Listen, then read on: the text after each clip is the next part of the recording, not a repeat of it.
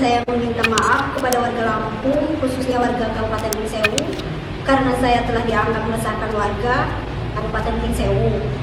Maksud dan tujuan saya yaitu meminta bantuan dana dikarenakan saya memiliki pinjaman online.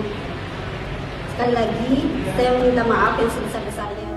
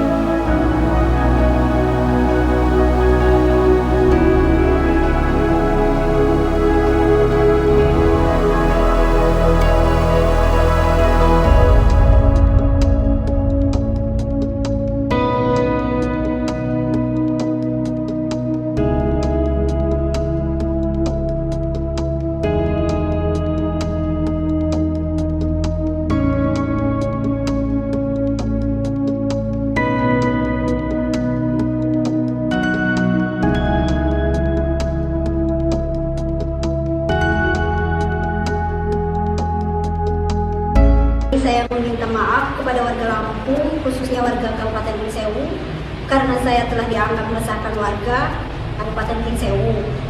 Maksud dan tujuan saya yaitu meminta bantuan dana dikarenakan saya memiliki pinjaman online.